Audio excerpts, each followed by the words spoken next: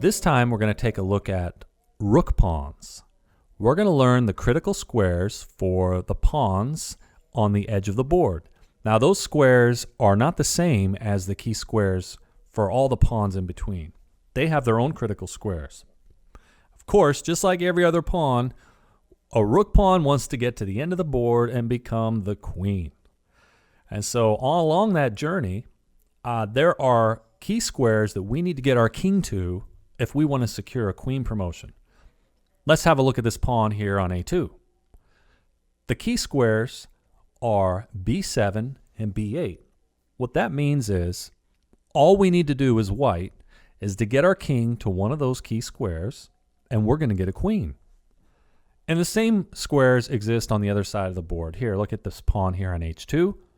Can you guess what the critical squares are? Exactly. G7, G8. All we need to do is get our king to one of those critical squares, and we're getting a queen. Now, if you're defending this position, let's imagine that we are black, okay? So if we're black and we're defending against someone trying to get a queen with a rook pawn, of course, we want to try to prevent their king from getting to the critical square, but there's a really easy way to do that, a really easy way to remember, and that is get your king to the corner. So have a look. Here on A2, this pawn on A2 is going to try to get a queen.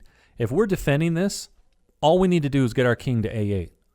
If your king can reach the corner of the board, then there will be no queen promotion. Same holds true for this pawn on H2. If we are black, our goal is to get our king to H8. If we can get our king to H8, white is not getting a queen. So I'll bet you're wondering, how does this work? Well, yeah, let's see it in action. So let's take a look at this position right here. We have a pawn on A2, and our king's on B4. Black king is up there on B8, and we want to get a queen with white. So maybe we push our pawn. The problem is black is already in the corner. All black needs to do is move back and forth. A8, B8, A8, B8.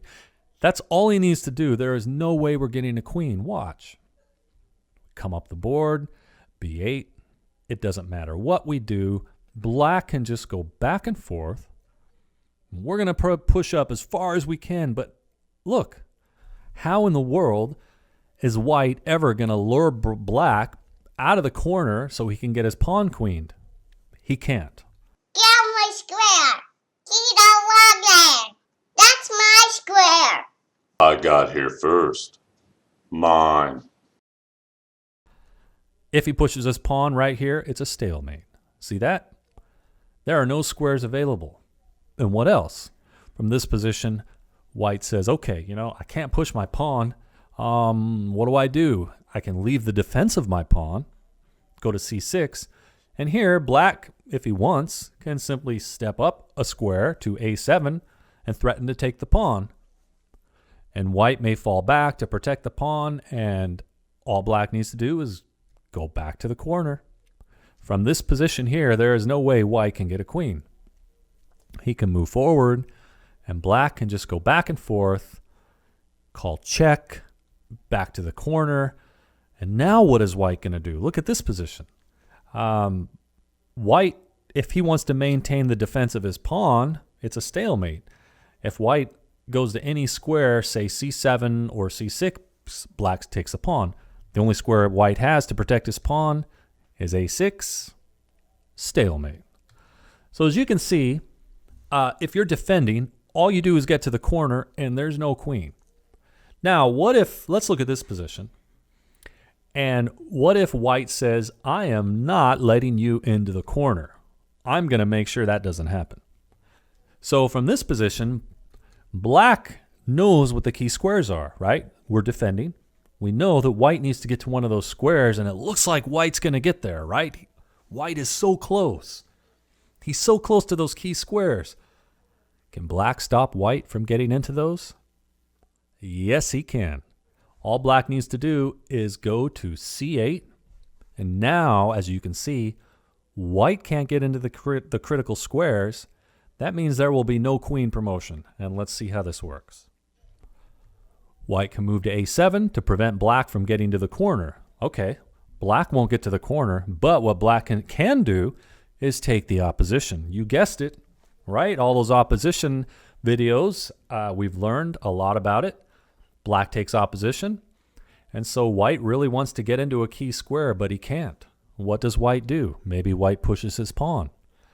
Black may move back to c8. He is still blocking both key squares. Remember, there's only two key squares here. It's b7 and b8. And if you're black, just make sure white doesn't get into either of those. White may push his pawn, and black's just going to go back and forth, blocking the key squares. And white can push his pawn again. Black can move up. And here, white may try to get out of the way, right? So if you're white, you're saying, I've got to get my queen. I got to get my pawn up there. But black won't let it happen. Black goes to b8. And again, black looks like he's going to get in the corner. Calls check, corner, and it's a stalemate. What else? Let's look at this position. Let's say from here, white decides, I'm going to get in the corner. Okay, so white may say, I'm going in the corner. Black says, fine, you go right ahead. You go ahead and get into that corner, white. So there he goes. Now white's in the corner. And you're going to see something very unusual. It's actually pretty funny. Here, after white makes this final pawn push, black can do something almost unheard of. Black, with just a single king, can actually be the one stalemating white.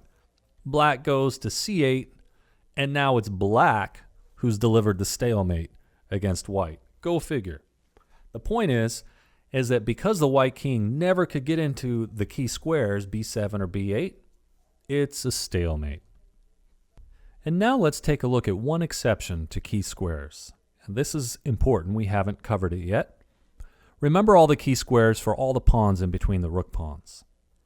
Here is one exception, and it's the only exception. It is for a knight pawn. So in this position, we see that the white king is in a critical square and going to promote this knight pawn on b5. In this position right here, if white pushes this pawn, okay, black can move to the corner. And now white is going to be trapped into a stalemate. Because look what happens. White can move his king up to c7, but once he does, it's a stalemate. Can you see? White has just stalemated black. Is his king in a key square? Yes. The white king is in a key square. And this would be winning for any of the other pawns. If white is in a key square of a c pawn, d pawn, e pawn, f pawn, except in this particular case, because black is in the corner, it's a stalemate. So the reason why I'm showing you this is because when you're trying to promote a knight pawn, be very careful about this particular position. You may be in a key square, but you can still end up getting a stalemate. And that is definitely not something you want. So that's it for these key squares. Good luck in your chess.